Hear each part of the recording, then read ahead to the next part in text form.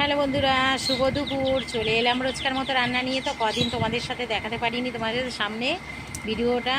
আর এখানে তো আমাদের ঘরে কারেন্ট ছিল না, আর দেখাতে পারিনি। দুদিন ধরে আমাদের ঘরে কারেন্ট ছিল না বৃষ্টির জন্য, আর এত জল জমেছিল এখানে, যার জন্য তোমাদেরকে আমি দেখাতে পারিনি। তো চলো আজকের কি রান্না করেছি তোমাদেরকে দেখাই। দেখো, 3:20 হয়ে গেছে খেতে। তো এই দেখো বন্ধুরা, ভাত বেড়ে নিয়েছি, আর এই দেখো পেঁপে সিদ্ধ, আর এইটা হচ্ছে বেগুন, আর কাঁকরোল ছিল দুটো, ভেজেছি বেগুন আর কাঁকরোল ভাজা। আর এইখানে দেখো, এই যে এটা হচ্ছে ঢ্যাঁড়স ঝাল করেছি। এই দেখো, এটা ঢ্যাঁড়স ঝাল করেছি। ধরো পাশাপাশি দিয়ে দিলাম, খেয়ে নাও।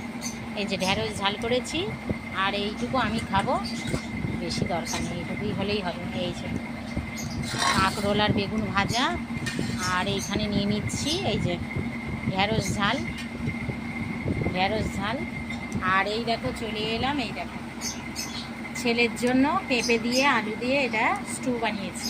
ওই থালাটা খোলো তো, আর এদিকে নিয়ে আসো, থালাটা খোলো। এই দেখো, এটা হচ্ছে মাংস কষা করেছি আমার আর আমার কর্তার জন্য, মাংস কষা, আর এটা ছেলের জন্য।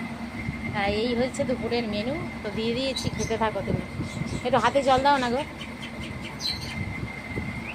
ওই দেখো, আর আমাদের ওই যে পঙ্গপাল, আমাদের পঙ্গপালগুলো সব বাইরে চান করানো হয়েছে এক্ষুনি।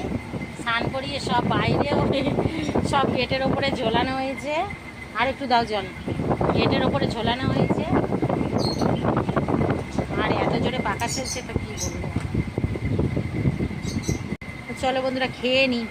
অনেকটাই দুপুর হয়ে গেছে, মানে অনেকটাই বেলা হয়ে গেছে, 3:30 বাজে।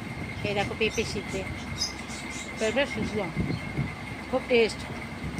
আমার বাবাদের গাছের পেঁপে, আমার বাবা নিয়ে এসছে, ভাতে দিয়ে খাচ্ছি। চলো বন্ধুরা, সবাই ভালো থেকো, সুস্থ থেকো, ভগবান তোমাদের মঙ্গল করুক। চলো টাটা।